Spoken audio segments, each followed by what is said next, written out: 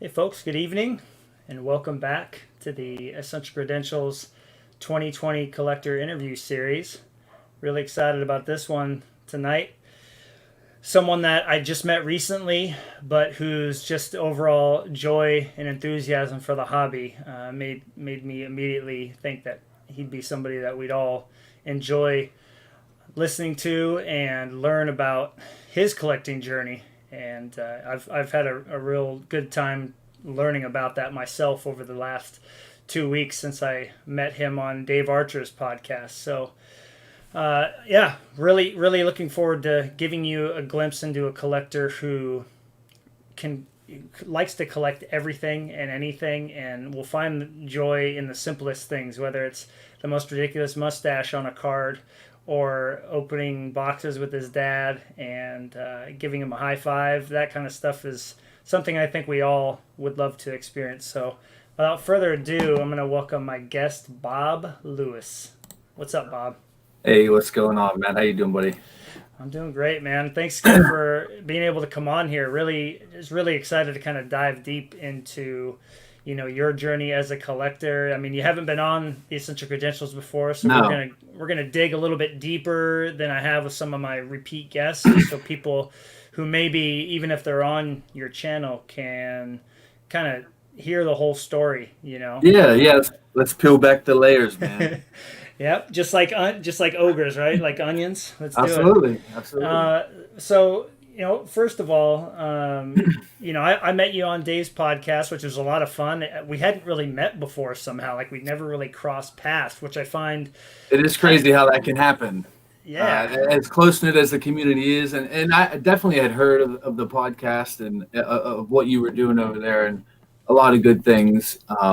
It was just like I hadn't reached the point of like getting to enjoying like podcast type of videos yet, and that's kind of come on this year in 2020 a lot, just because I've spent a lot of time in the card room sorting out, just kind of getting to a point where like I've got these boxes, and I'm almost to a point where I have a post-it note on every box or something written on it, so I know what is in it, and then I feel like I can, it's a constant sorting, but I love every minute of it. Um, and that's when I've kind of put on the longer videos, the podcasts. Dave. You mentioned Dave, mhm, uh, and Carlos is doing his thing. Mike O does his thing. Philington. Not to name drop everybody, but it's fun, and it's the interaction on there is sometimes what I look forward to. Jason, one of my best buds on here, zombie collector, he'll go live, just kind of a hangout, and that's what it ends up being, just a couple guys that enjoy each other's company, really, and mhm. busting chops, and that's something we say, busting chops. We don't really say that, but Now you're gonna have to. right, I think I might just make a T-shirt out of that or something. Um, but it's those little things that I enjoy. How long have you been kind of into the interacting on social media with some of these people? I think when I look at how comfortable you seem to be in the relationships that you've made with these people, I mean, it makes me think that you guys have been friends for a long time. But have you kind of just met different people through Yeah. different collecting groups and just kind of gone from there for the most Well, part? first of all, I'd like to say I'm in my attic and it's freezing up here. So if I'm like this, or fidgeting, it's just because I'm trying to circulate the blood a little bit more. We need to get a little Um, fundraiser going and send you a heater from right. Amazon. Well, it's over there on the wall, but like it's not really flowing this way very much. So yeah, I when I first started watching on YouTube were like break videos of high end products that I could never afford. You know what I mean? And then that led into like these big bopper things that were ended up being like sealed memorabilia, like you get signed LeBron James shoes or Right. something. Yeah, that was all like so foreign to me. And that there were these channels like Leighton and Jaspys. I it was Right. it was it blew up, and I didn't even know it. So, and then I think I searched, or it was just kind of a recommended thing of like top 20 ridiculous cards, and it was by a guy named Silver Jackify, who I had no clue who he was, right? And then so I watched that, and then I see, in the comments, just it seemed different than like comments on like car crash videos or something. I don't know yet. It's car crash compilations. Right. Yeah. And then I heard actually in a video another name mentioned, like a shout out, and then I noticed that name in the comments, and it just sort of came together. I pieced it together of like, oh, these people are talking about each other, and there's a little community here, right? Yeah. And I'll be honest, man, I thought I was a commenter for about a year, and I don't know if I totally bought it all at first, right? Right. It just, I don't know, like guys were going really over the top, and I'm like, that he's not really like that. Like he's putting on a show, he's like playing a character, and it's like, this is YouTube and baseball cards, and but then I could see through that and just see a guy who loved baseball cards, and that's what spoke to me. And then the care packages, when I started to see the love in the community, and not to sound all hokey, but the appreciation, just because type of things. That's really what I wanted to be a part of, because I've amassed a collection here, and that saying rings true, where this card truly belongs in somebody else's collection, Absolutely. And people have done that for me, and people I've never even met, and some I have, and some have stayed in my house, and I've stayed at their house. Like all these relationships that have been built in about 3 years that would have never happened without these forms of social media. And YouTube is where I started. The Instagram thing is kind of when I'm not in the YouTube vibe, or just not feeling it, which we all get a little burnout sometimes. Instagram is a great way to kind of stay connected, and showcase your collection. Let's be honest, it's a lot easier to snap a picture and put it up there and type a witty phrase underneath it. And you're like, I'll get my 13 likes and move on. No, it definitely is a nice little buffer between doing videos. It does take a lot of energy to make sure how many times have you redone a video? I think we're all guilty of recording and like halfway through, you're like, this sucks. Or I don't do it halfway. I know it's going to suck after like 10 seconds. And some of those are funny because I don't always erase them right away. And then I'll go back and but I've never compiled like a compilation of those. That might be good. That might be good gold material if I can do that. I've definitely had a couple, where I was like doing an A-Rod showcase and I got to a card and I paused for way too long to explain the set and the print run. I'm like, well, there goes that 6 minutes. Time to redo the whole thing. And you want to sound informed in case people are watching, and they're like trying to learn something. I'll be honest for a second. Early on, I got a care package and I opened it up. I wanted to do it live, capture that moment.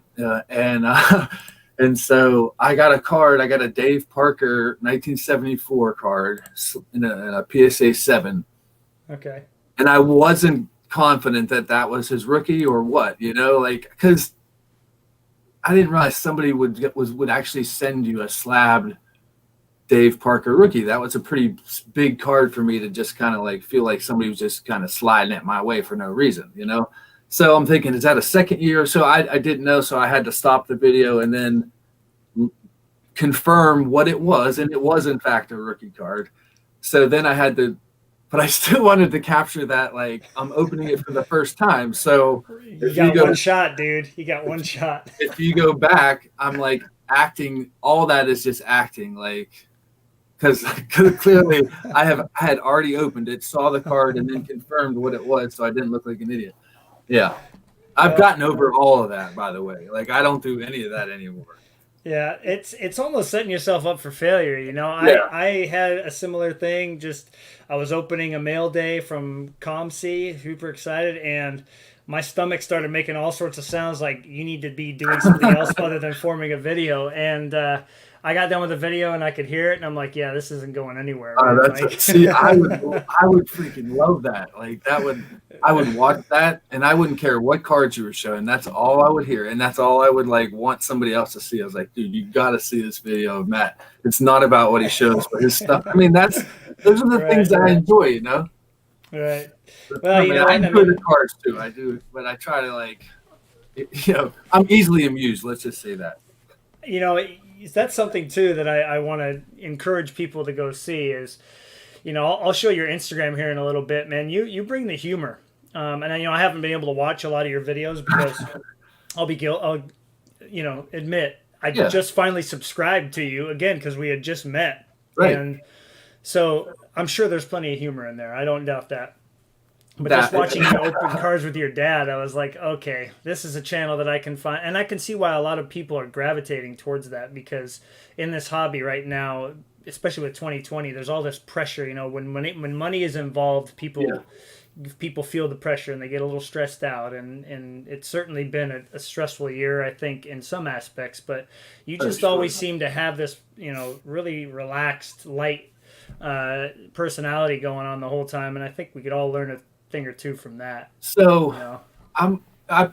thank you. I mean, that says a lot. I mean, early on, somebody had, when I was new in the community, somebody had given me a shout out and they said Bob was like an everyman collector. And I was like, I thought about it for a second. I was like, that's probably like a really good compliment for me, Mm-hmm. right? Um, Absolutely.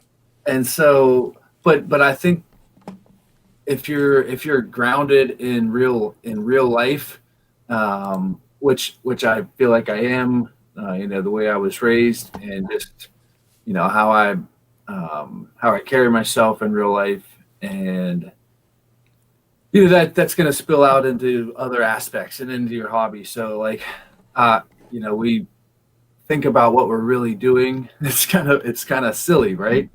But man, it's fun, and I'm so happy that I'm able to get as much joy, if not more, as a 39-year-old man that I was when I was 10 starting out. It's still there, and Mm-hmm. I don't. 2020 has challenged that sort of flame, if you will, um, and it's been a year for me to kind of like lay back and kind of sit back and just like watch it unfold. Um, I was able to take advantage of, I'm sure we'll get into that, take advantage of some crazy market stuff early on in the year. I missed out on some crazy market stuff early on the year.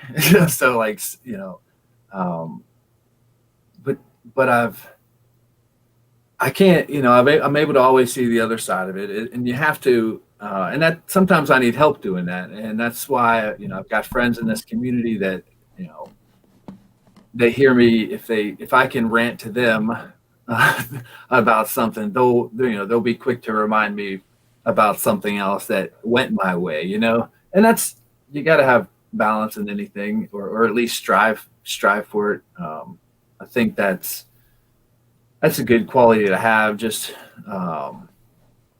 I keep saying in real life, but outside of the hobby, No, for um, sure, man. right? Mm-hmm. Um, yeah, but yeah, 2020 has challenged that in a lot of ways, and I think we're going to get through it. Some things that I'm bummed out, and I don't know if you want to get into like specifics of 2020. I think we'll touch on just like, you know, some of both sides of it. You talk about balance, you know, and I feel Yeah, like as a not that I believe in any of this stuff, but as a Libra, as a scale being my sign, I'm always trying to find balance, and Certainly. when it comes to the hobby too, I completely agree with you, man, because you got things coming from both sides. You got all this positivity coming, but then you got the negativity of the, guys reselling stuff really high that you might want to buy, but now you can't. And Right. and 2020 has certainly done that. But I mean, let's just go to this right now, right off the top of your head, your personal opinion. Has 2020 been a more positive year of collecting for you than more of a stressful or negative year of collecting? Um, so I think it's been positive in this regard that I've those relationships that were made, um, all those guys are in the same boat as me, and we're all kind of in it together, so to speak. I've had friends, Curtis Hendricks. He was in a place that had retail, and I love opening packs. It's part of. I mean, the majority of this was amassed from opening boxes and boxes and boxes. My dad was just our thing, and so to not open packs, that's probably it's hard for me, right? I got a mega box of Upper Deck hockey coming because that's pretty much. That makes me very happy, by the way, Oh because man, I can. And you don't know how excited I am because it's gonna be like I'm gonna have to have like internet access as I'm opening it, and I'm looking up like names as I'm doing it. You know what I mean? I'm learning for the first time again. I'll be critiquing you along the way, just to Yeah, let you know. don't. So I will be doing very little hockey break videos because the names in there, like, it's a scary thing. I mean, if I'm alone with my dad in a car, in a Walmart parking lot, like we have been so many times, uh, we can have fun with it there. When Russian accents come out, uh, it's pretty. It's good times for sure. But yeah, I have to be careful how much. I don't know, man. Like you realize you're putting yourself out there, and how this is out there, and people get offended real easy these days. And I want to keep it in an all good, all fun mentality for sure. Right. Right. Well, again, I mean, you touched on breaking boxes with your dad. I mean, that's got to Yeah, keep the hobby, no matter if it's 2020 or 2023 or whatever. That's got to keep a positive light on everything. I mean, my dad's gonna watch this interview down the road, and to open a box of hockey with him next time we're together is going to yeah. be something that reminded me, of watching your video opening Bowman with your dad. I Oh mean, man. if I pulled a goalie that we wanted, or like that Joey Cora card I've talked about on my channel that's worth 10 cents, that we were in Alaska in a hotel and we freaked out and high fived, and it almost like brought a tear to my eye because it reminded me of that when I was 10 years old. Like I don't see a lot of people getting the chance to experience that either with their children or with their dad. I Yeah. thought it was awesome. I mean, I have. So we have had three major pack opening video like sessions. 2 hour sessions from just retail that he has accumulated since 2018, and some even before that, 16 and actually even some 15, 16 basketball. Um, and that was a blast. And now we've got a lot of supply from that. We've gotten a lot of good cards. Like um, some of these cards I want to show at some point, like monster pools and cards to be excited about for the future. Like we had, 30 years ago with Shaq cards that are now, we're reaping some benefits of all collecting all those Jordans, collecting all those Kobe Bryants that are all the guys, a lot of the guys we collected then are now retired and getting into the Hall of Fame, and like Yeah. their, markets are talking again. I don't know. That's crazy how that works, but I still like collecting today, so I'm invested in it some way. And I'll say this: I've really put some thought into this. lately. It was kind of a revelation I had. I don't think like my love for the hobby came before my love for the sports in any of them. I enjoyed collecting hockey cards before I probably ever saw a hockey game, and that's true for probably every sport.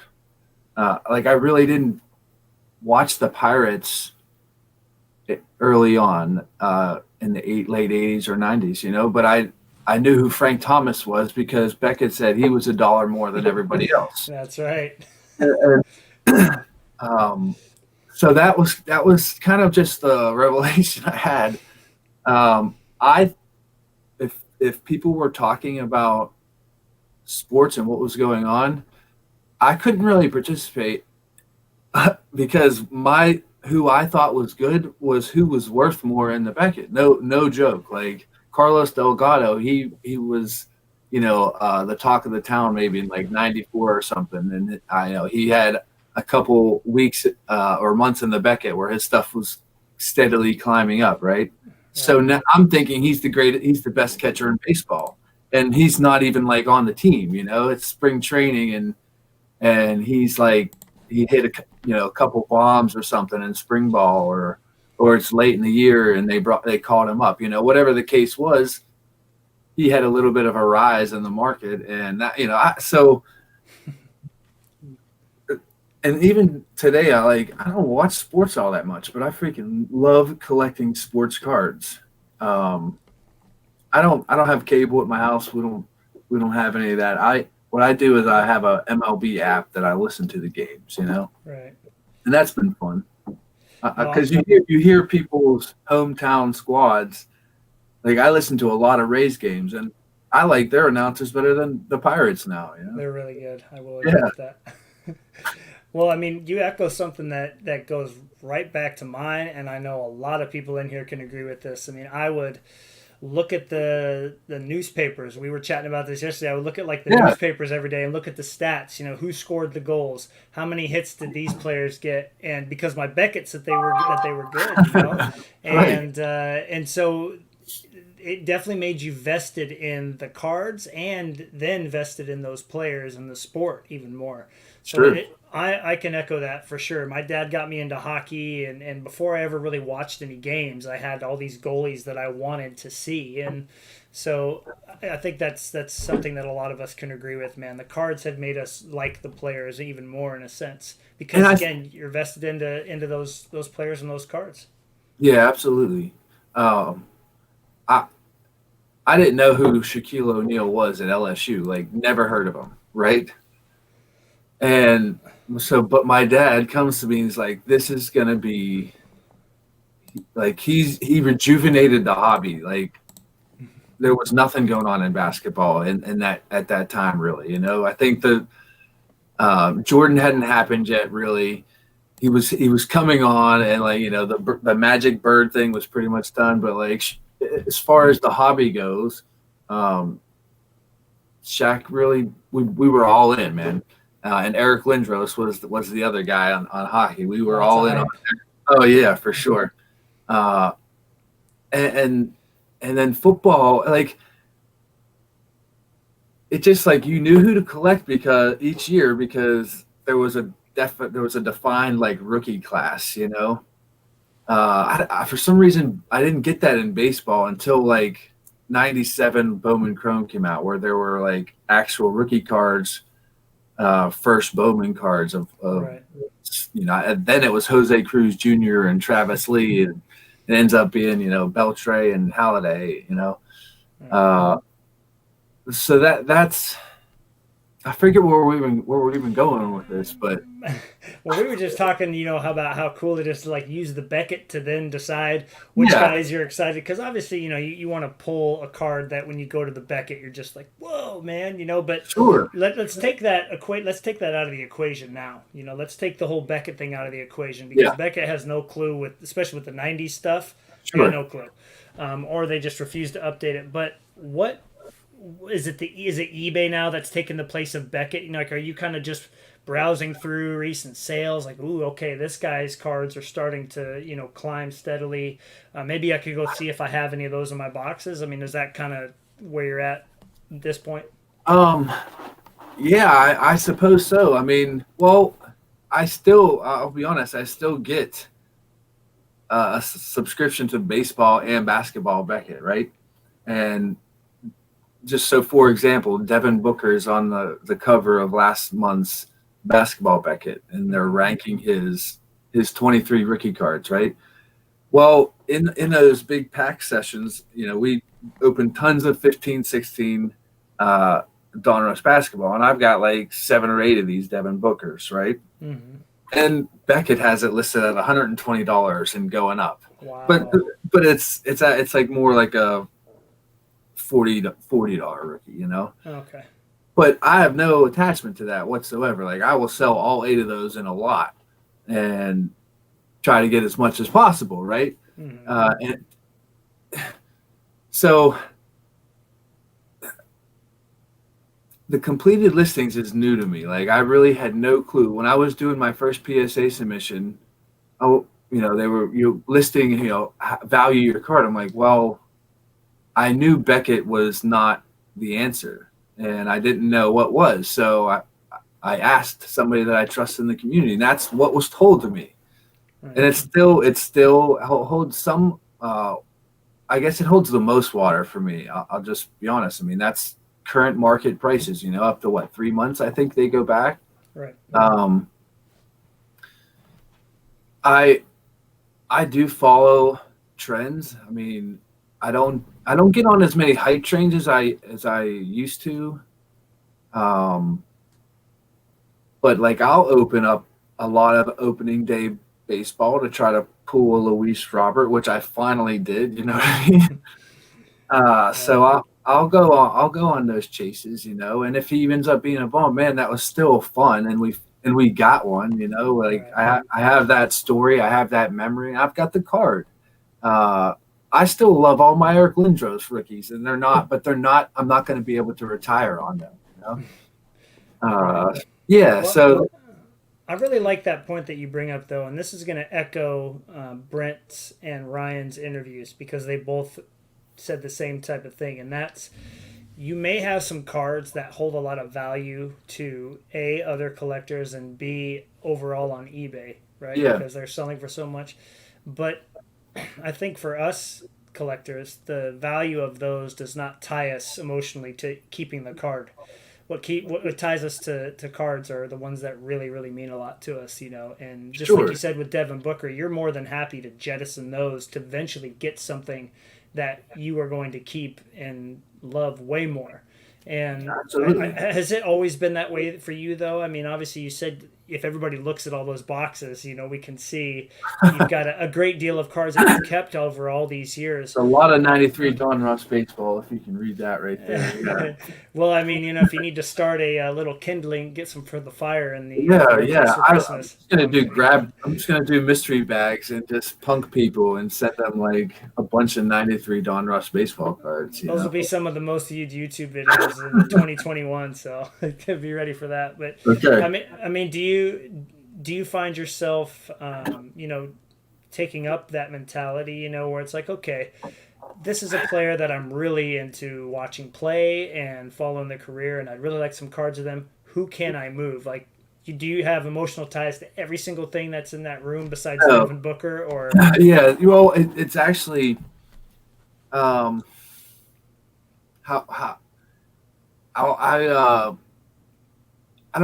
not vested in the NBA whatsoever at all. The guys that I watched growing up have all moved on. Vince Carter, I think, is still playing somewhere, but like, no, he retired finally. Did he? Okay, he was like the lone soldier of the last guys I really watched.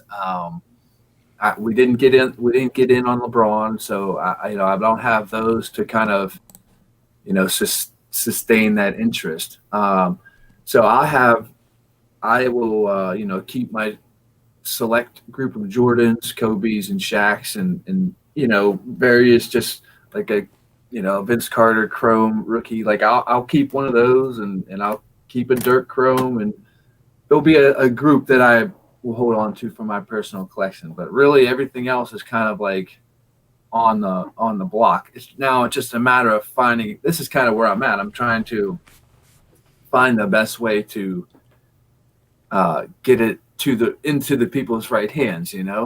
I've sold to people in the community, and I won't. I'll go to completed listings, right, and I'll just make sure I'm under the majority of them. I'm not trying to I'm not trying to sound all holier than thou, but like I'm not a greedy person, and it's going to a friend, either maybe for their personal collection or an opportunity for them to kind of maybe get it graded and then flip it or whatever they want. After it's gone, I don't really care what they do with it. They were able to help me out by purchasing it from me. Mm-hmm. I want to offer them, at a friend price, so to speak.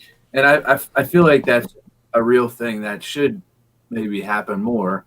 I will now hype cars that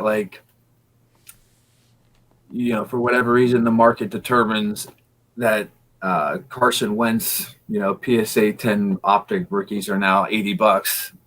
When I 3 months before I sold it, I couldn't give it away for 25. Mm-hmm. I won't. I'll sell that on eBay, which has been a new thing for me in 2020, and it's been good to me as well. I bought a bed selling a Luka Doncic card, so it's just been kind of one of those things I've gotten over. I thought I had to hold on to something forever, to maximize the value of it. And yeah, I've sold things a little too early. I sold too early on Kobe and Jordan, oh well, it's I made out on some good things this year too. So balance, right? Would you say though that the biggest revelation for you in 2020 has been the whole eBay landscape overall? Yes, yeah, that's a fair estimate. I was a buyer for a long time, and I never really had thought about selling until it became apparent that I may need to. And it feels good to be able to sustain your hobby interest and fund that through your hobby, ideally that's where I'd love to get. And I feel like I've got enough stuff to kind of keep that cycle going for a little while. But yeah, so eBay has been a big thing. 2020, I feel like too, more like, this sounds real goofy, but establishing me as somebody that's in the community that is, a trustworthy person and has stuff that I want to sell and move and I'd give you stuff away too, but at a certain point, you can't give everything away either. Well, you got to take care of yourself. You know what I mean? Like you. Yeah, my dad reeled me in once. He saw I had given away probably 40. Maybe 40 or 50 Jordan cards, right? But they were all just base cards and maybe some low end inserts or something. And I don't know, maybe you grade some of those and you get a 10 and whatever. Right. But he's like, you gave away. I mean, but I didn't give away anything that we didn't have quadruples or plus of, and that's not a boast. That's just when you open that many packs over 20 years. From 1990 to 2010, you're gonna accumulate a lot of doubles and triples for sure. No. But it's fun. But yeah, I've to kind of just establish myself as somebody that is around, and because I'm thinking how to do I do live auctions on YouTube, or do I, Instagram, create photo albums, or just post pictures with a price tag on it, Right. I'm not sure what the most efficient method is or what. So that's kind of, I've been on that, kind of looking at how other people do it and how they've had success and Right.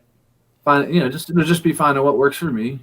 But I want people to like know who I am before, you know, my, this wasn't like why I got into it, but now I see an opportunity, and it is to avoid because you're selling on eBay for so long. Man, when you get a, when you sold some cards, $100 cards to pay for a vacation that month's eBay invoice is way bigger than like once you're used to Yeah. it. So Yeah. that was kind of like a revelation. Like, how can I avoid that more? So that becomes like selling in the community. But then, I don't want to sell it. I don't want to sell at top dollar or I just want to sell at a fair price, really. What somebody's willing to pay is ultimately what it's worth. And I just like I don't like to negotiate, really. I want to give you a price that you're just like, that's a good price. I don't even need to like come back at an offer, right?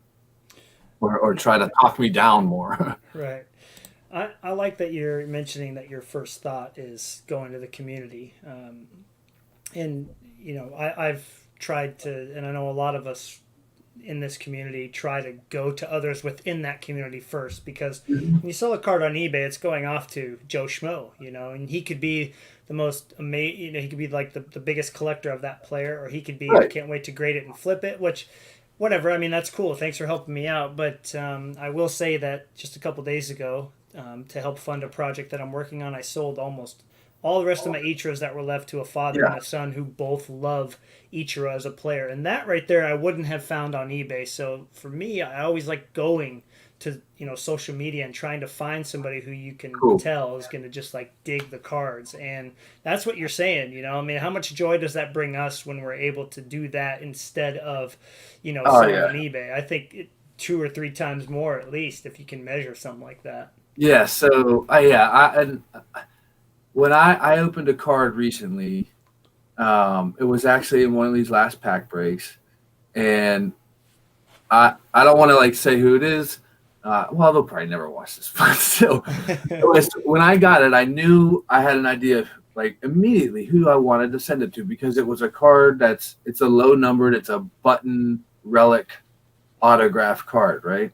It's a sweet card of a pretty decent player for that team, and this guy loves that team a lot, and like I had to reach out to another guy in the community to get his address because I wanted to be a surprise, man. Like I can't wait for that. And like I hope he does a video just to like capture that or whatever, right? I don't expect it. But he'll have that moment and maybe he'll tell somebody and like share that joy, and it's really like it can be a ripple effect, and that's kind of what I hope For for, sure. you know? I love that, man. I mean, nothing brings me more joy than knowing somebody's going to get something that they're not expecting Oh from me. yeah.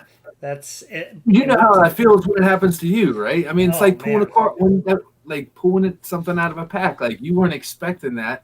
You knew there was maybe an opportunity or something, and you Yep. get it. And that's, I mean, that card. I pulled out some cards that just like those were ones that hooked us, immediately. Do you have any examples that you want to show of maybe some cards that have been sent to you? Did you pull any of that kind of stuff out? Nothing that was sent. Well, nothing that was sent to me. Okay. I don't know. I don't have just cards from that have sort of been like foundational cards All right. All right. Well, throughout my collecting years. Yeah. all right. We'll before we get to rapid fire, Yeah. we'll do a little showcase type thing.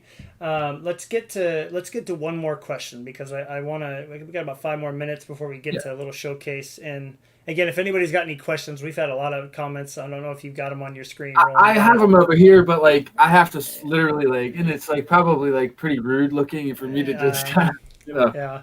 but Uh, they uh, all love me. Hey, the card hobbyist. yeah. Look at that. my question for you is this: looking at, you've been in the hobby for just a few years. You said, what, 20 plus years? So Yeah. when you look at where the hobby's at right now, I mean, we're in this like frenzy, right? That's the Yeah. best way I can describe 2020. Good People are word. like, I want. There's a few that are like, all right, that was fun, I'm out, peace, and you can scoop up some cards for really good prices. But overall, man, the hobby is in a really good place. But how are you? Like, how do you view the hobby right now as compared to when, it had its ups and downs Oh, and and it's exciting. It's exciting right now. And frustrating. Let's be real. As somebody who enjoyed the retail aspect of the hobby, which seems to be at this point extinct. I mean, my target is at the point where there's not even a card section anymore. It's because empty shelves, and they can't have empty shelves, and in it's prime real estate at the stores, and I get all that.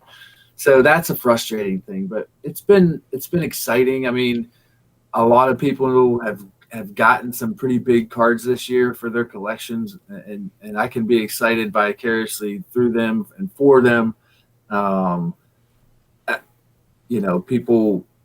people working on sets and rediscovering that love, or maybe discovering for the first time, hearing those kind of things, those excite me.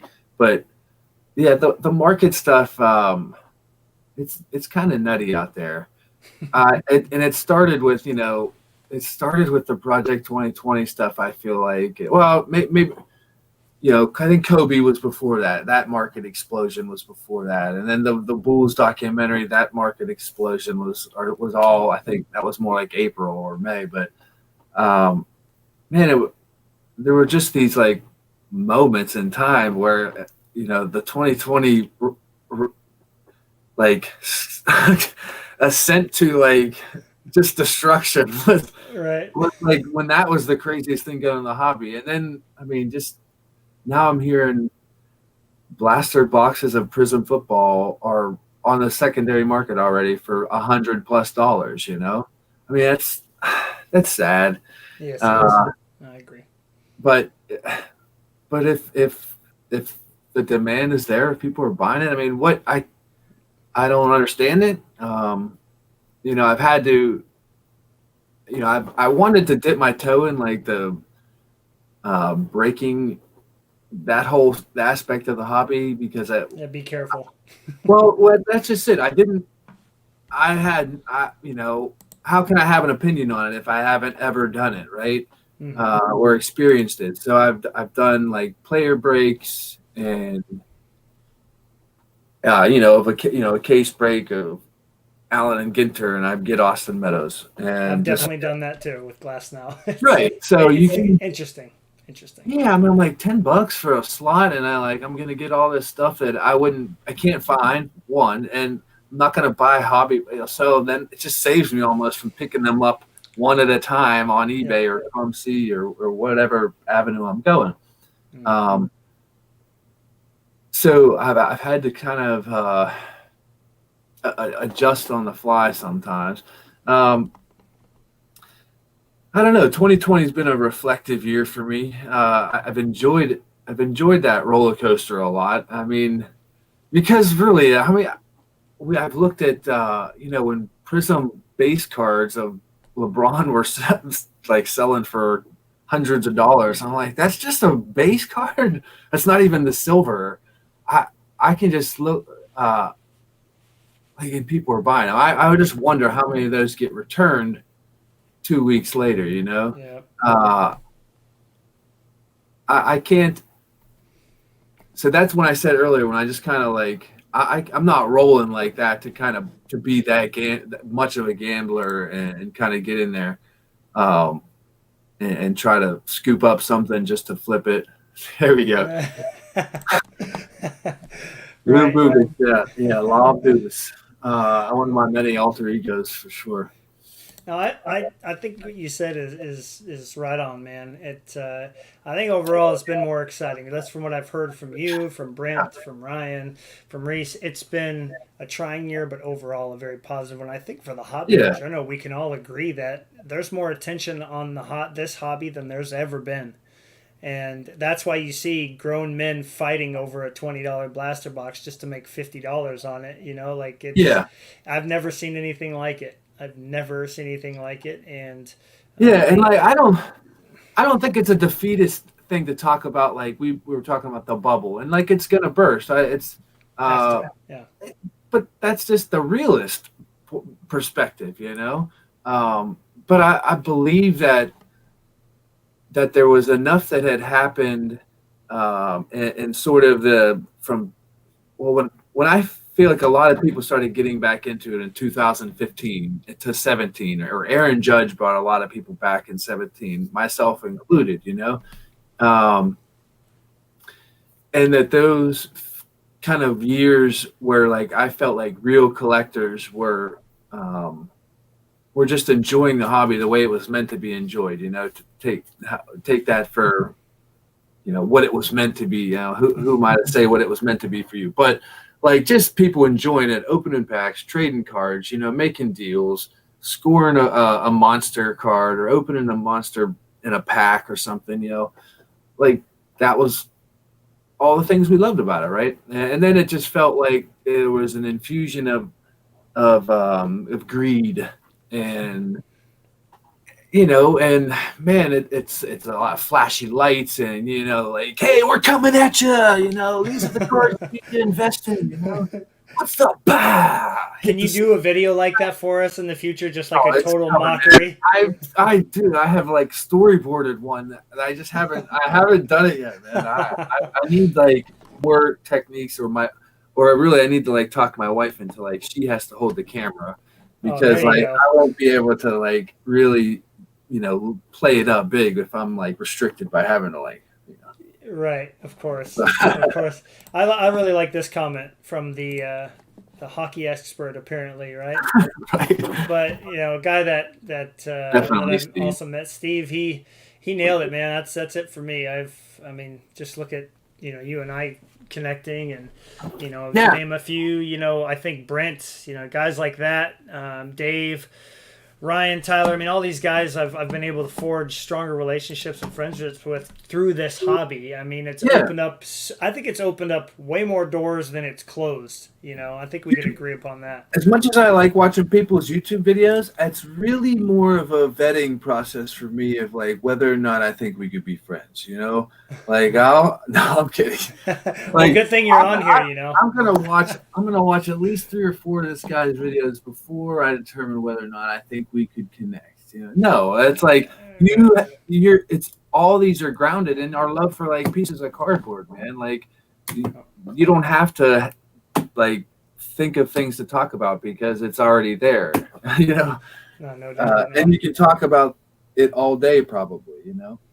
There's no doubt about that. I mean, you put, you know, 20 of us from YouTube, any 20 collectors, could be vintage, could be hockey, could be football, baseball, whatever, and it just would go, man. It would just go, and that common love for pieces of cardboard with men goes a long way. You know, it goes a long way, and hopefully most of our loved ones can understand that at some point. I still haven't like put it out on like my real life social media. Page. I just can't do it. So that was one of my things that I liked about Instagram. I feel like it filters out like people that haven't like connected on my page now. So, and I only see people that I've interacted with, you know, like I'm not getting the lady from church anymore and her pictures of her dogs, and I love them, but that it seems like I've kind of pulled away from Facebook a little bit.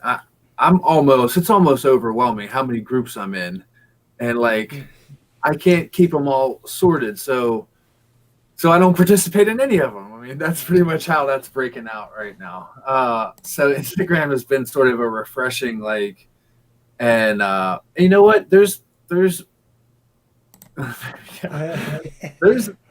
relationships being made on Instagram because you know there's that direct messaging aspect to it. Because I don't know, sometimes it's, man, when I was trying to like be friends with people when I first came on, I literally just would insert myself into like inside jokes. You know what I mean? Like if I and I wanted to create new ones with them, like that's kind of just what I wanted to do. And so, but it's not, everybody's not able to just kind of put themselves out there in a comment section, and try to like connect with people. So Instagram gives that, like, hey, you can just message a guy, hey, I seen you on YouTube, or I seen you here or there, and you kind of collect the way I do. And I've got some conversations that are going on in that format that Yeah. that I enjoy. Every day there's messages back and forth, and that's Cardboard Underground. Shout out to my man DC. Um, so that's cool. That wouldn't have happened without all of this. Well, and I'll say this too.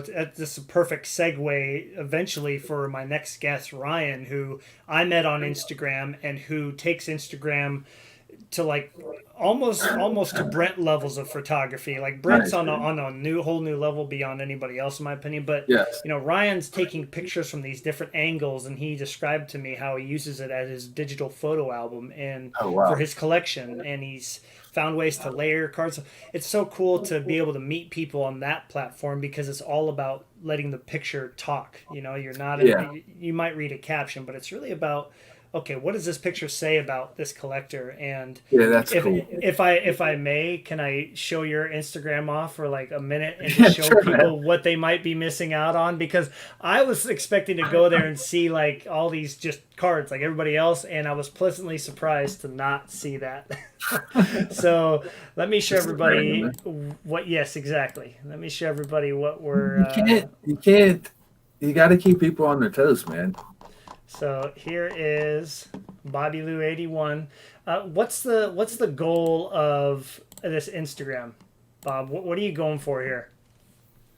Yeah. So if I do like to show some of my, like, bangers, as the kids say, but or just like even a T Mac like jersey card numbered to 200. There's like a newfound love for a card like that. But man, That's kind of stuff. there's no way I read like the backs of cards when I in 92, 93 when that card came out. So I was just cracking up when I flipped that over. It was such a it was like there were three of those random skybox cards amidst like all these other ones. And I Right. just flipped that one over and I read that and I was like, that's hilarious. I gotta like, Like that's kind of stuff. Like who posts that on Instagram, man? I literally started laughing as soon as that was the card. I was like, all right, what's going on here? I mean, he's all sweaty after practice. Like, geez, give the man a chance to shower. And he like more. Scott's like, nah, just take the picture. Just get this over with. Yeah, and then, but it's cool because those are amazing cards. You know what I mean? They shine so much. Love You it. got stuff like Oh, that. yeah. It's got the stand. You got a nice little background there. You got that, and then you move on and you see like you got a nice Kaboom shack and Yeah. but Sometimes I'm holding them. Sometimes I put a stand up. Carlos's Sometimes man crush. right. Stuff like that. I mean, but yeah. Anyway, I really like this post right here. Gets me a little uncomfortable, if you know what I'm saying, in a I good do, way. man. Yeah. Those are just beautiful, man. And then I have to show everybody this because this. No wonder everybody's such a big fan, dude. You have like the everybody pay attention to me card right here. Yeah. What's the story behind this, real quick, if you don't mind, before we Well, move on? so the quick version is a friend of ours from church had a Jordan rookie that his dad kind of griped that he had to pay like $6 for it, in 1988 or something. And he just had it in one of those plaques on his wall with like folded plexiglass or whatever, Oh, like jeez. the whole, So I just was in awe of it. I think my dad, just being the dad that he was the freaking man. He's the dude, and he got me one, and he knew it would be something that wasn't just like, okay, it wasn't just gonna like legitimize my collection, like I could have a card that a lot of people didn't have, like, and people that were like collectors. Absolutely. And yeah, and it's just been one that, man, that'll be a tough one that if I ever have to like move it, I don't know, like that's a special one. No, you man, know I think because it's tied with your dad. I mean, like it'd be like me trying to get rid of that Joey Cora card. Even if somebody Yeah. offered me $1,000, I that has a memory that I'll never forget. Oh, And for sure. that those type of cards are the ones that always stick out. Well, before we get to, I hope if you didn't see that, it's at Bobby Lou 81. You definitely got to go find Bob on Instagram. I cannot wait to see what starts popping up on my feed now, man. Like All you've right, got me good. all excited. So to hear that, I get, yeah, that gets my, I don't know.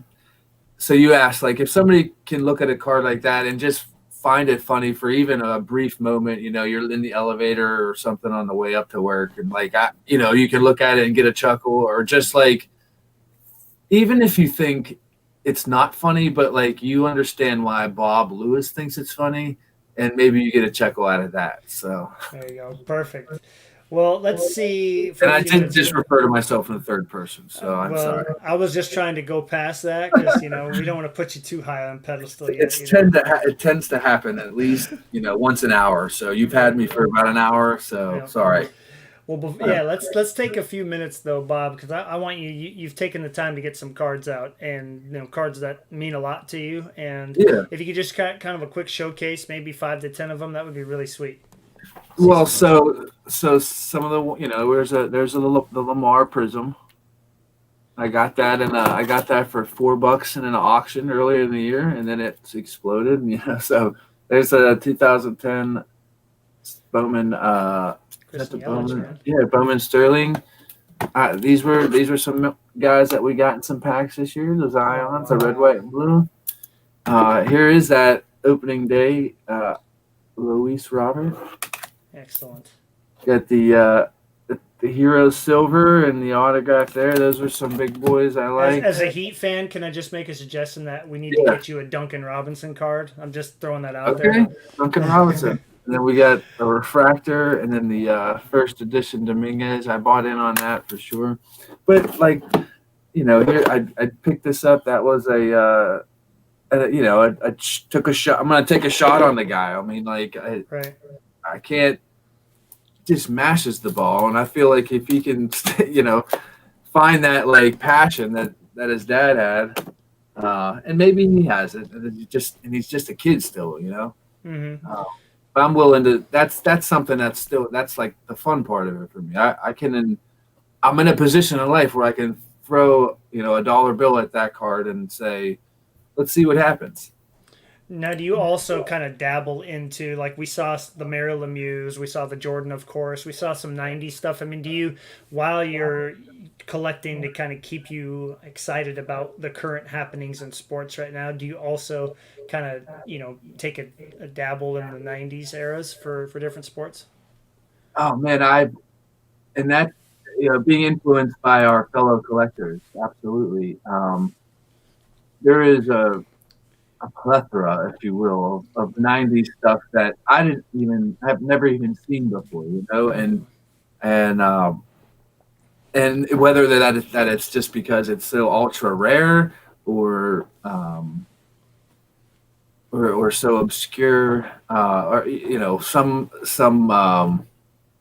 of those sets in baseball, like where Pacific was doing, and I didn't follow everything that Upper Deck was doing. I know they got like Ionics and stuff, and they might have like some high end or super rare inserts. So I don't know all that, and it's kind of fun to see other people talk about it intelligently.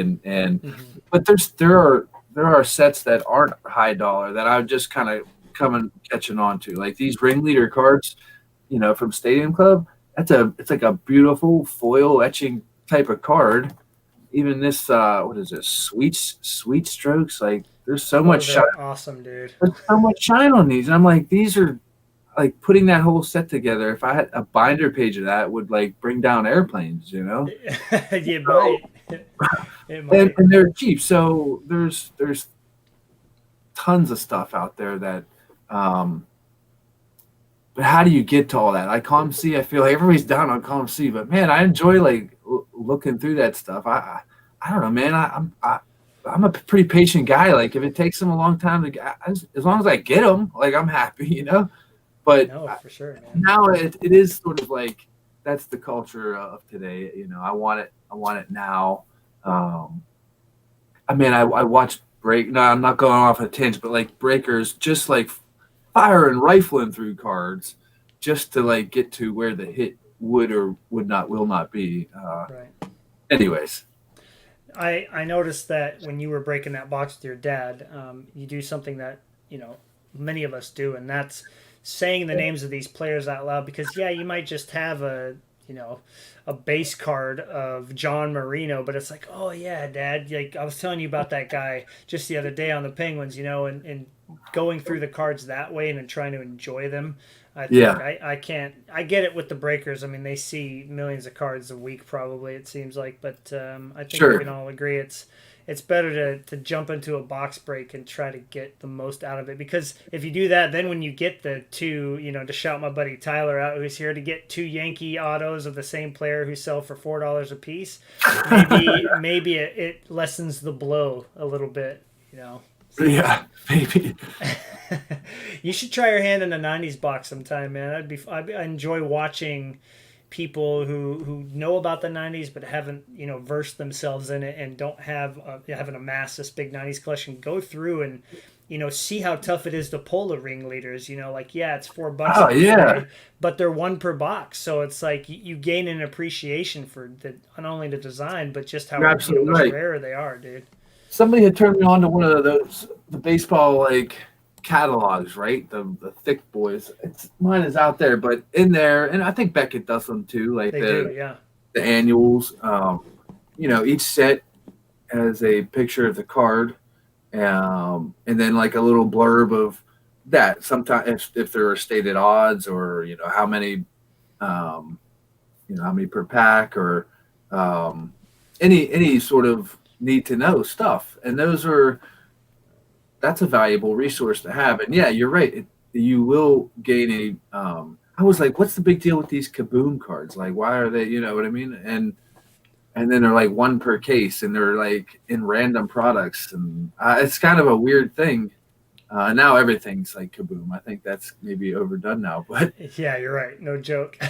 or like the baseball was like the whammy cards or whatever, Yeah. or like the what are the color bursts or color blasts or one like Yeah, color blast. There's a lot. I mean, I got to give Panini credit. Like as you saw in those Glass Knife videos, I've definitely warmed up to their products they because make a beautiful card. Yeah, the design wise, they're better than Tops. I don't know if yeah, everybody agrees with me or you on that, but they know how to A, design really cool cards, and B, their case hits. Their case hits are very eye appealing. So yeah. I'm with you, dude. I think I They can don't see mess what the around hype's with all about. their patches. I mean, I've got some Meadows patch chunky ones, man, from Immaculate last year, and they're like, I mean, they're affordable. He's the guy that's perfect for me because he's affordable. He's a great guy, like you know what I mean, like somebody that's I can root for and sleep at night at the same time, That makes me wonder how people go out there and they're like, all right, you know what? I'm collecting Luis Robert. He's my favorite player. I'm like, all right, man. Like, I mean, if you're like a tech designer or something, then maybe, okay, that makes Yeah, sense. But, it's all relative. But for sure, I like that you said that sleep at night because that definitely makes it a lot better if, Austin Meadows goes 0 for his last 20 or whatever. Like, right. he's, still Now, a nice guy. and then if he does explode and the markets are still crazy, and all of a sudden his market doubles or triples, I mean, I like him a lot, but I would probably take advantage of that. I'm not going to lie. I wouldn't sell off everything, but I also, I'm not an idiot. But Right. I've actually even scaled back some of that, just because it does seem like you get to a point where like, wait a minute, I'm investing in like, okay, he made an all-star game, all right, but he's been kind of hurt a lot, and he's on the Rays, and like, yeah, well, like you're like starting to question, like, is this guy even worth it to collect? Like his cards are only $2 or $3, like, Right. so I go down those rabbit holes sometimes, and then I'll gear, but that's kind of how I keep it fun and keep it fresh. Like then I can go towards like filling out some holes in my collection with like Anthony Rendon rookies or Jorge Polanco rookies or Jose Ramirez rookies. Like I didn't have any of those, so then I can kind of, what am I missing? I didn't have a big Poppy rookie. I had to go buy an Ortiz rookie. So Did you go grab the Ultra rookie? I did, yeah. That was kind of like one of the things that was, like that way of thinking. When a kid growing up, you'd go to the show at the mall with a plan of, we're looking for these cards to fill out these like sets. We need to get, a Jeter rookie. We need to get the Yager O-Pee-Chee Premier rookie. So we had, you go in with a plan, and now I can just type it in, and I've got like 30 to choose from. No, but it Too keeps easy. it keeps it exciting, dude. I mean that's what I wanted people to get from this interview, is that you enjoy collecting with a very very big open arms and just trying to catch anything and everything that's exciting that people are kind of collecting right now. Not just the mega cards, but also the cards of players that deserve a lot of respect and are finally starting to get it. And I think that's really fun to do. You don't have to be a narrow-minded collector, although that's my preference. I always have to have like a goal. I think it's great that you can kind of just hop over here and pick up some rookies and open a couple boxes and then really buy it. People that you can buy Warren Sapp like Hall of Fame rookie card, for dollars. Like if you're somebody that just enjoys rookie cards, and you can see, you can with not a lot of money, you could diversify your collection pretty quickly. I feel like, and if that's not your thing, and you are very narrow, I envy those people sometimes. I had to show that. Yeah, right. Hey, we all learn from those mistakes. Just don't hang on to them forever. That's true. Yeah, I don't know, man. It's just, I like that. You have to enjoy this, right? Isn't that a question that we should be constantly asking ourselves, to a certain extent? Why am I doing this? Am I enjoying? I've flirted with this idea. I see other people kind of like going off and really like they're now, this is their business. I just don't know if I've ever.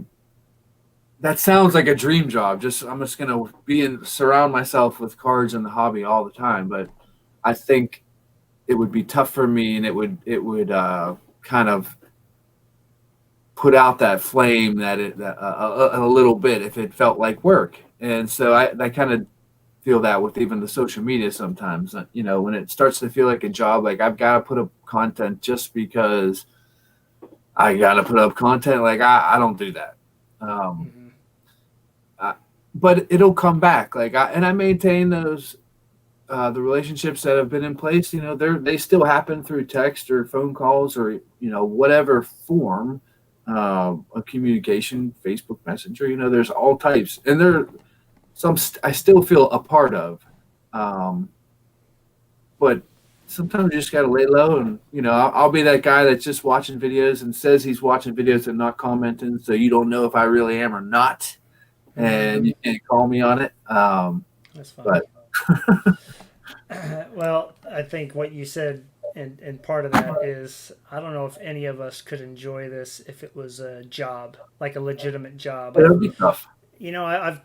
I say this to my buddies, Will and Tyler and Jeremy. I was like, the four of us owning a card shop, if it was like on the weekends or like after work, like, okay, like that would be fun, because then it's with your buddies and it's not like the only way you're going to make a living. You're not stressing about cards. And that question you asked, I would like to definitely pose to everybody watching. Why are you in the hobby right now? And if it doesn't bring you ultimate joy, then maybe it's time to reflect on 2020 and take a different path. Yeah. Well, dude, I've had a great time talking all this stuff. We could probably keep going for at least an hour or two, a la Dave Archer style. I see how these guys are able to talk for so long, because it's exciting. Dave is just warming up at this point. Like that's right. The blood's flowing still. They're still talking about the weather an hour in.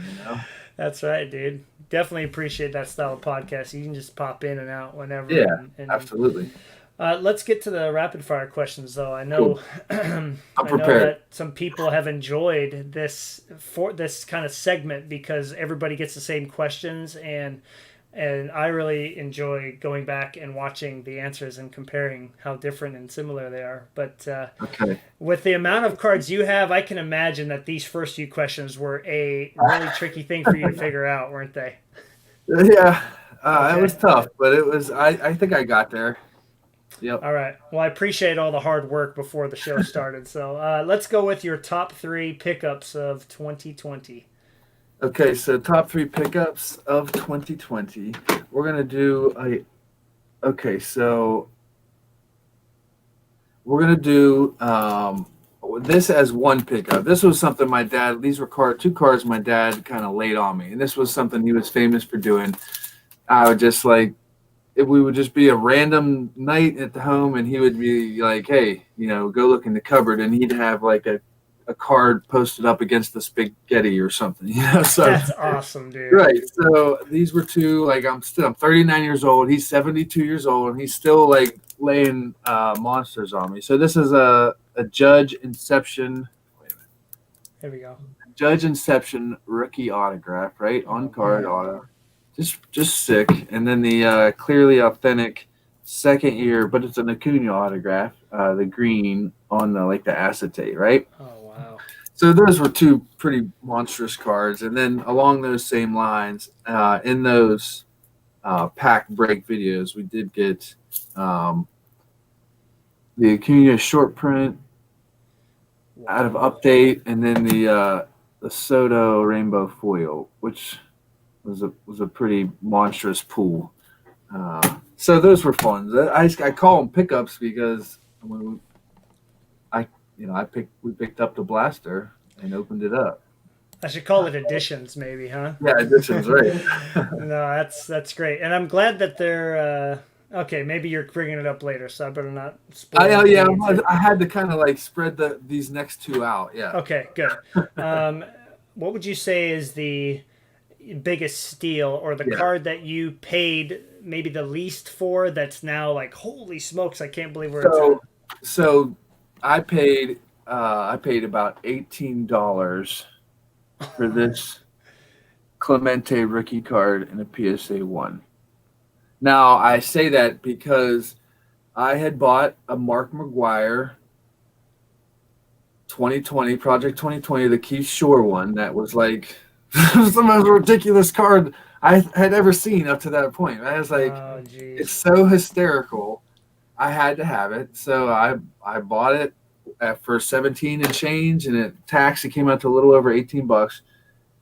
That was right when that happened. Like the market exploded. That card, it was $200 on the Sunday that that the Sunday, like right before the jump documentary. Yeah, no, right before, just like Project 2020 had went completely bonkers that weekend, like Memorial Day weekend or whenever that was. It was Sunday. I was like sitting on my back porch. My phone just went berserk, and it was sitting at 220, and I couldn't believe that it was that much. Yeah. And my phone went nuts. It went all the way up to 550. By the time the auction ended at 9:00, it sold for over 800.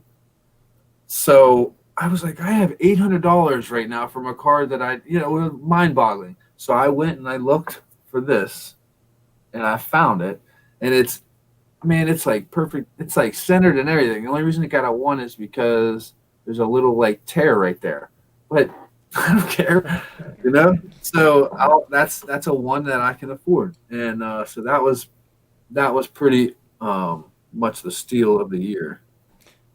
Yeah, I don't think any of us can say that we've turned $15 into a Clemente. That's pretty impressive. So then comes the 21-day waiting period that you have to you're hearing all these other stories of people returning their cards, and those are painful to watch. I mean, I remember Bart's video was like, because the one before was so excited because he had just sold all these, and now it was like people were returning them, and it was a debacle. My guy, I love you, man. He did not send it back. He even like emailed me and was just like, yes, I just wanted the card. It's like, okay. Well, I don't believe it's right to call anybody out, so we won't go there. But me and Brent and Ryan, we're all buddies, and we all have our experiences of the ups and downs of Project 2020. Yeah. And I came to the point where I was like, I just need to rid myself of these. So I'm glad that you have a victory story. It's tough for me to tell it because most people their experience is the exact opposite, right?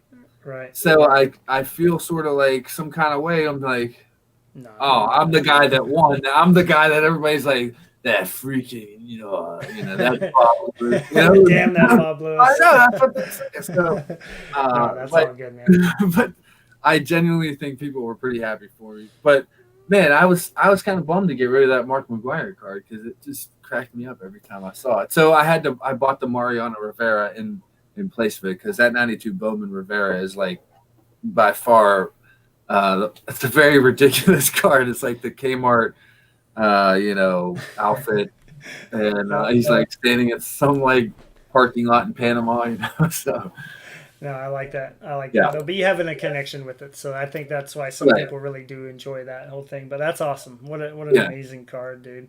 What would you say? What the card in your collection from 2020? What would you say is the most unexpected card? Well, so most people probably know what it is. So we opened up a Bowman jumbo box and got this refractor autograph of Jason Dominguez. And so there's video proof of all this, and it's kind of comical my reaction to it actually happening, because so there's a moment where I'm looking at him and I'm just like, this like really happened, because we were when you're looking at that unopened box,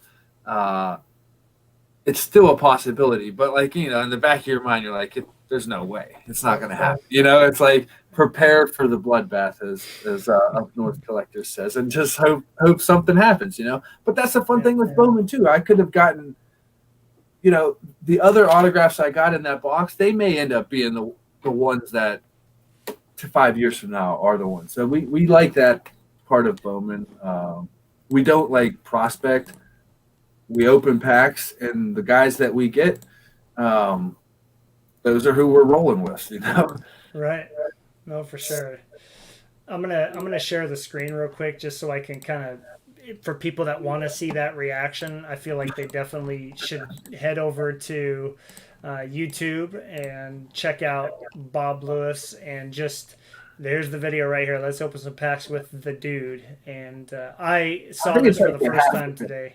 Yeah, there's a timestamp actually within the video. Yeah, right. Somebody made a comment and gave you a timestamp, and I would just say that if you want to experience what it was like opening cards with a parent or a friend or kids or whatever, and getting excited over a pull, go watch yourself this one. This is definitely a video I'll find myself watching, and I will definitely show my dad. We have a chat later in the week and do a video chat, and I will show him that video and also recommend that we open some cards together someday. Yeah, those are some of the best comments and compliments I've had. Just when I hear, I'll get an email actually from somebody that never really interacted on my channel and just told me how much they enjoyed those, because it reminded them of the time that they had with their dad, and he might not be there anymore, and people encouraging me to like soak all that in when you can, man. And I take that to heart.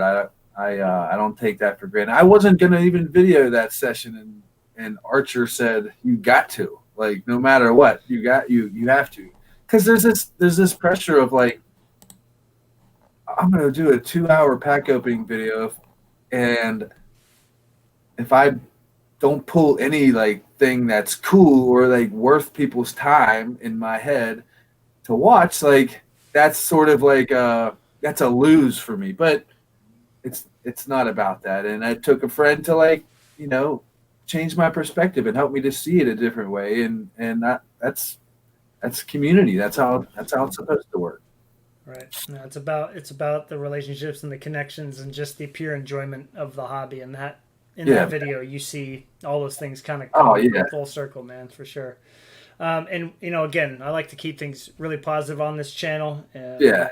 Carlos pointed that out yesterday too. He's like, man, I could tell it's hard to kind of get you to think negatively or talk that way at least. But I'd say that we all can pick out one card maybe that we missed out on or something we overspent on. But what would you say is probably like the biggest disappointment of 2020 for you? Biggest disappointment. I mean, when the first thing that comes to mind when I hear that is the state of retail right now. We've talked about it and touched on it a little bit. That bums me out, and because I hadn't really picked up any cards on a speculation or anything, and the few that I did, I actually worked out. My biggest disappointments were things out of my control, and I'm over it. Like I still talk about them to share when somebody's got one, shares their story because that just happened to them. I'm like, look, man, we all have one, and here's mine. That's what kind of keeps us keeps me grounded a little bit. Like Definitely. that, this is real. There's real money involved sometimes, and a week or two can be the difference in a few $100s sometimes, and sometimes more. I sold like a month too early on a Topps Chrome PSA 1010 Duncan rookie. Oh well. It is what I got a Clemente rookie for about $18. So balance and just reminding ourselves that, geez, you're gonna take some hits. You can't, dude. If you won all the time in the hobby, like nobody would want to be around you. Well, that and there's no way you appreciate what you do have without Right. taking a few losses. Taking a Oh, few, yeah. bloodbaths, as you say. Right. Come on now, dude. When I miss out on a card, Dave and I have these discussions where he's like, "Yeah, I missed out on the Burdur, or missed out on this." I guarantee that makes you look at your collection and go, "Yeah, there's some pretty sweet stuff over there that I did win." Yes. Like it's all about perspective and balance, like you said, man. I Man, think that's absolutely. a great outlook. So if you could, and this is going to be really tough for you because I think volume wise, that's the most I've ever seen on video. Now, maybe other people have that much, but it's all locked away somewhere. But if you could summarize your collection in one sentence, how would you do that? My collection is one that brings me a lot of joy, and that joy has come from those stories and memories built like over the years, right? And I'm still making memories and still telling those stories that happened then and making new stories now. And it's all, listen, this collection is like the last thing that my dad and I can talk about where we don't really argue. Like it's it's that last bastion of hope. It's the great equalizer. It brings us all together. It's kind of the glue of my relationships with a lot of people, for sure. I like it. I like it. A collection that brings me joy. I think that's I could have stopped there, but yeah, you're right. No, but you're right. I mean, that's all we can ever hope for our collection. If we look at our collection and we don't feel joy looking at it, then again, might be time to change gears a little bit. Yeah. But that's awesome. I was hoping that you'd mention something like that. But going off of joy and looking at sentiment, what card in your collection right now, or you can show maybe two or three, but what card is probably the most sentimental one to you? So where the heck is it? Oh, here we go. Okay, so there's two that really like come into mind. Like if the house is burning down and like you need to get like a card that's gonna sum up like your whole collection or whatever. These are the ones that I'd grab. So it's the '92 Shaq Beam team, right? Yeah, they're just awesome. And then this 93 Donruss Dominator Nolan Ryan autograph, right? So this was pulled in an airport parking lot after my dad picked us up from the airport. And I got it in like the second pack. Like we hadn't even pulled away from the airport yet.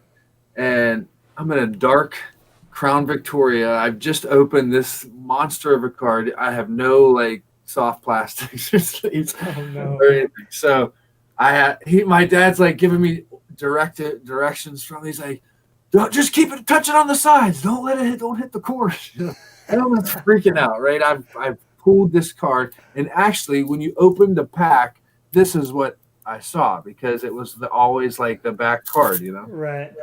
And it's sort of a surreal feeling. This was pulled on a Shop at Home, an episode of Shop at Home, and I have tasked my dad. We have video VHS footage of it. So if you don't know Don West, or have never heard that name, a lot of people have. He was the guy that did the card show stuff, the card stuff on The Deal of a Lifetime. Like book it out, book it out, book it out. You'll never see these cards, all that. And we would stay up late night, and watch this guy, and he was selling boxes of 93 Donruss, which is there's no rookies in it. It's just a bunch of it's a 700 card white bordered boring set, but you'd buy those boxes for $99, and in the cellophane was an envelope that had a Dominator in it, right? And there was a Mattingly, I think there was a few autographs. This was the best of the best card you could get. And we got 2 boxes, and they opened them up together. You could tell them to open them up on camera, right? And before that, they set the boxes in the center. They pulled the camera back. I'm not joking. This really happened. And Don West took a Mickey Mantle bat and did like a like an Indian dance around the boxes. And then they both opened them up. The guy, his buddy, I forget his name, he got a Ken Griffey Jr., which was exactly. He got a Ken Griffey Jr., which I just sold recently, but that was a great base card to get of anything Griffey in the 90s was right. This. And then Don West is like, oh, I got a good one. And he's like holding it back, and the other guy's like, well, I got a good one too. He's like, it ain't as good as mine. So he made the other guy show his, and he's like, Ken Griffey Jr. This is for Bob Lewis in Wellsburg, West Virginia. And then he's like, Nolan Ryan, and it just his head exploded, and we're in my living room, jumping up and down. So there is video footage of this, and if I need to see this, I need to see it too.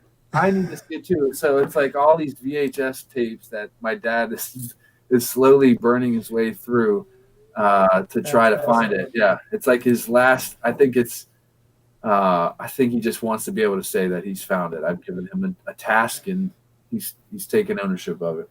When you find this video, you must bless us with it on your YouTube channel. I can't wait to. And maybe, I think it would be really cool if I may make a suggestion, because I probably have no room to do so, but it would be awesome if you could do filming your guys' reaction to watching the video. What do you know how those reaction videos are everybody and their mom and dad are doing them on YouTube? Exactly. That is a great idea. And it's funny how we think that way now. I still have I've got 2 young kids, I don't video everything that they do because I feel like I want to experience it live too, you know what I mean? So but this kind of thing with a hobby and those experiences, especially when it's something with my dad like that I'm going to want to have, I'm going to look back and feel like, man, I wish I had something like that at some point. We don't have to go there, but right. For posterity reasons, and just to document that moment in time, and because I would be able to watch that and either smile or cry or whatever I needed to do depending upon what kind of mood I was in, and it's there, and I think that's a pretty cool thing that I did not consider until I kind of was in here and just learning from others. Eric's always like talking about knowledge and stuff, and that was he mentioned that kind of for posterity. And I know Dave talks about that a lot too. So Yeah. Well, I hope we're able to, be yeah, graced with oh, that video someday, man. That'll be a YouTube sensation, man. There's no doubt. epic. There'll be tears of joy and tears of just overwhelming emotion at the same time, man. That's great. Absolutely. All I right. before you move on, I'm sorry. These have to get mentioned. And so this was the first Clemente I ever. Geez, I always do it backwards, right? First Clemente, Okay. 58, and there we go. And then my first Manon. I got these on the same Christmas morning, and they were like the oldest cards I had ever seen. And that How was long kind of ago like, was that? How long ago was that you got this? so that was probably like 93 Christmas, so 12 years old. Jeez. All right, man. That's awesome. Yeah. And then this Art Monk card right here. So this was like, we had never seen a card that was like so perfectly centered and sharp corners, and like this And was it didn't get a 10? right. PSA. So it's a mint, but it's not gem mint. Oh, But it was kind of a running joke that we had. That's why I love doing that even in this community. Like my dad and I have had jokes that are running for 30 years, like Chipper Jones being a rookie card, like for 5 years in a row, he was a rookie. From like 91 to 96, it said like prospect future star rookie on his cards. I'm like, what? How often, you know what I mean? Like, isn't this guy ever going to make it? But this Art Monk was like the card that we compared every other card's condition to. Like, oh, it's in good shape. Is it centered nice? Well, not as nice as the Art Monk, but it is nice. There has to be the running gag card, though, right? Right. There has to be. I mean, no matter what. I think we all. This is my newest one, the 90 score Vaughn Hayes. It's in one of those big cases. That's awesome. How do you keep your 90 score Vaughn Hayes, Matt? Well, I mean, it's in one of those Pacific holders that's like, so thick you could like kill a person with it if you threw it at them. Yeah, I think I know what you're talking about. All right. Well, let's grab the last two questions here as we're wrapping up. Second to last question is, if you could change. Well, never mind. Let me get to this question. We've covered this as a main topic already, so maybe you could summarize this in a sentence or two for us. What excites you most about the hobby right now? Oh man, what excites me most is it's opportunity, right?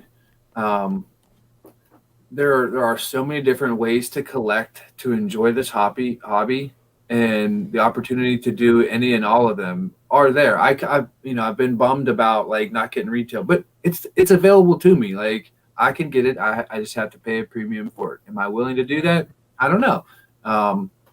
Maybe sometimes I will be, or let the market die out a little bit and then jump on it later. But there are. So that's in a nutshell what I would say. Yeah, opportunity. Like it. Awesome. How about if talking about what excites you and what kind of is a bit tricky sometimes. If you could change one thing about the hobby right now, what would that one thing be? If you had the power to just boom, change it. Oh man, I feel like I'm beating a dead horse, but so I won't go there. I will go with that. Man, it's silly to even say because it's not something that's attainable, like, but to change that mindset of making a quick buck. I'm a capitalist. Look, you make all the money you want.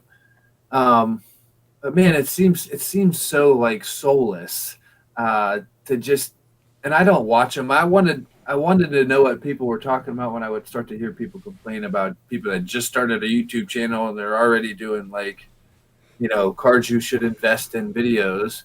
Mm-hmm. And they, not only did they just start their channel, but they just got into the hobby.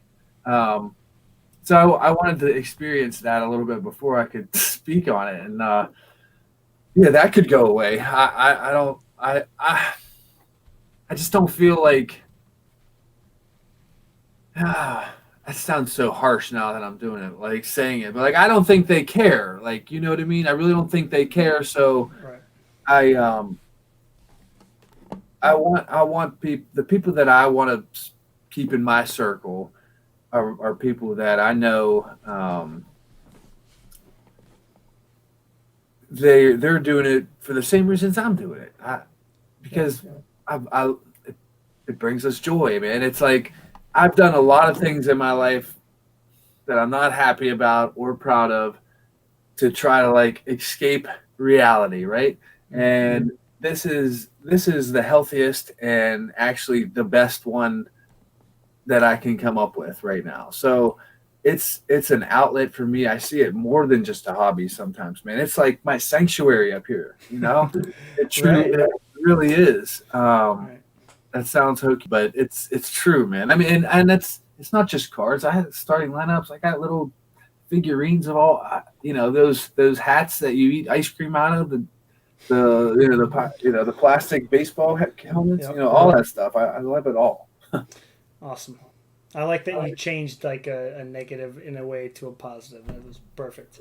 All right, the last question. And I actually can I give a suggestion to this before we had a viewer send me a suggestion for the answer to this question, and this question is going to be: name one card that's beyond your collecting budget that you would love to own, meaning money's not an option. And somebody actually was nice enough to send a suggestion over. Would you like to see what that is Yeah, before of we?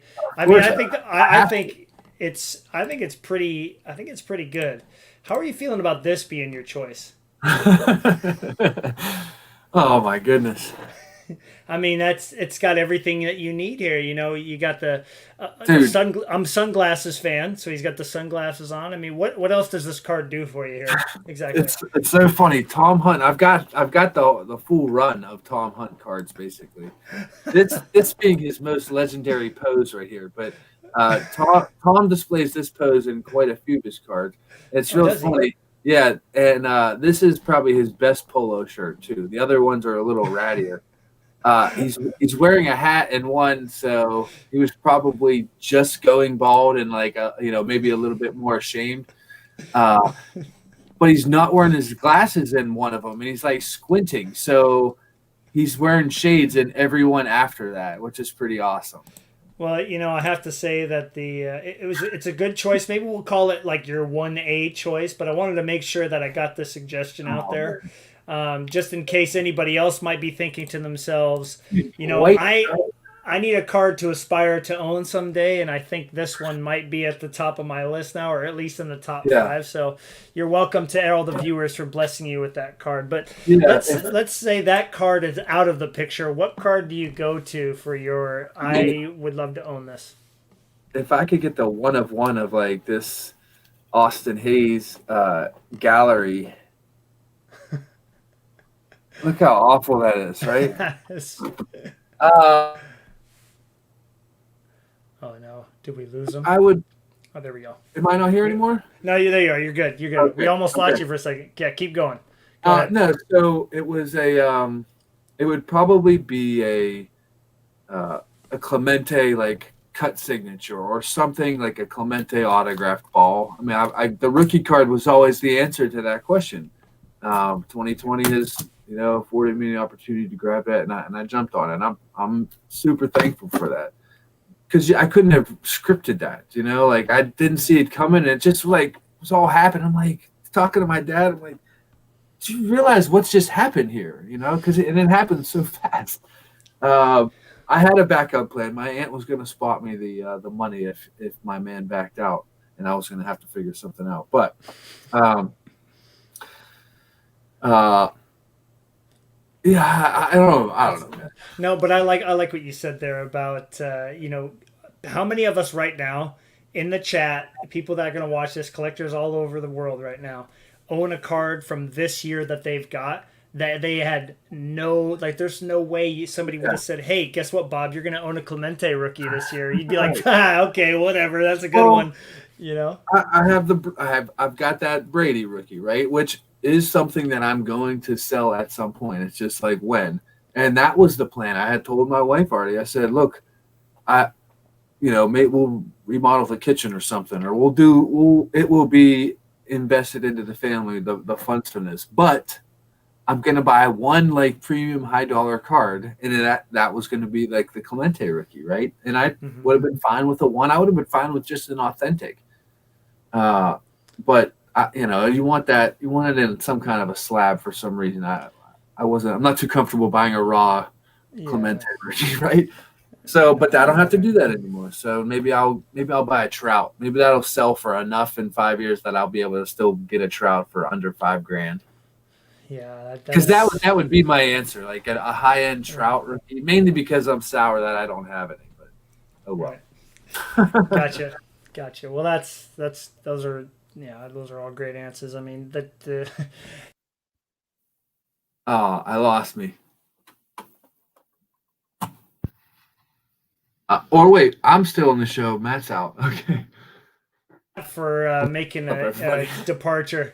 The stupid mouse has a button on it where you click it and it like makes you leave. That's so awesome. Funny when all of a sudden you were gone, but I thought I was the one that got booted out, and I realized, wait a minute, I'm still talking. Hey, here you go. This wouldn't have been a Bob Lewis interview without something funny like that happening. So it was almost destiny, man.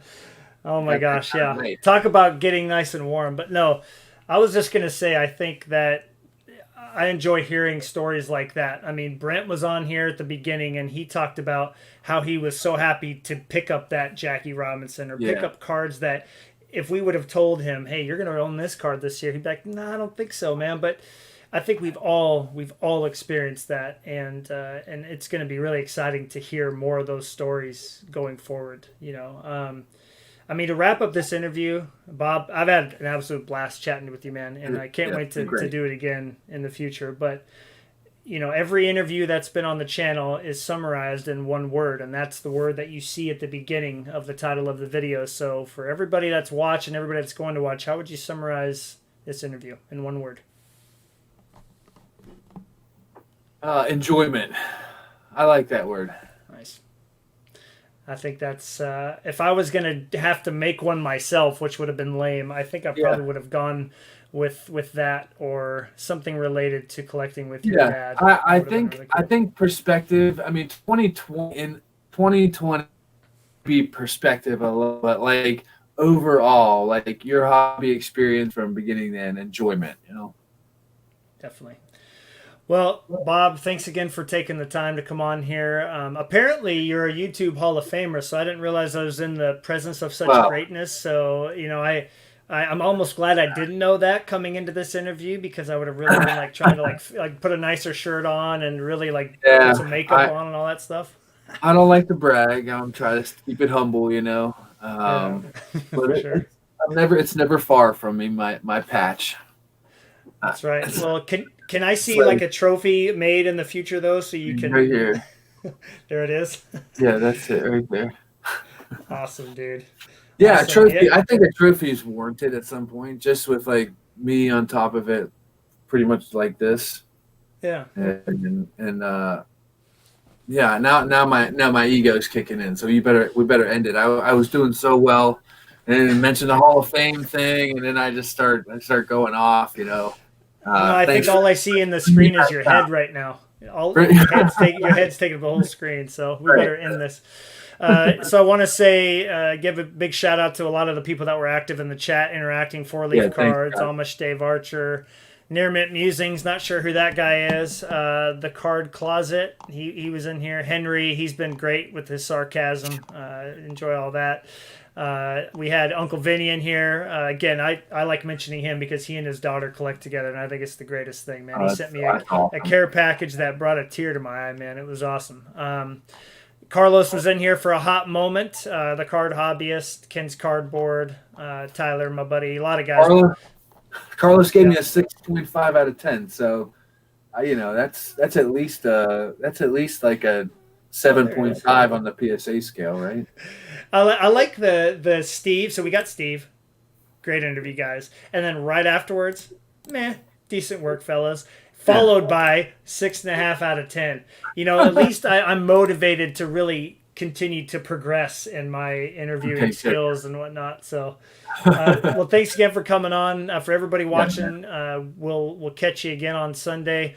I'm gonna have somebody on the channel, Ryan, who is, if you'd like to go take a look at his stuff, it's Batnob Cursive on Instagram. I highly recommend it. He's a guy that has been collecting since he was, our Who's age this when guy? we were kids. The neighborhood guy too? He is an everything guy, and he actually buys boxes to keep and grades everything and doesn't sell it. He does not sell anything that he owns, and so that's going to be a fun hot take on how he's able to resist in this market selling. Yeah. But he's really into photography, so we're really going to dive deep into that aspect of the hobby where people are setting up all these crazy lights and backgrounds to photograph. So I think that's going to be a real fun one, especially coming off a guy who collects everything but also isn't afraid to move a card for the right price. Sure. So yeah, it's going to be some fun contrast on that. But yeah, thanks again for watching, everybody, and I hope you have a great rest of your week. See ya. See you, everybody.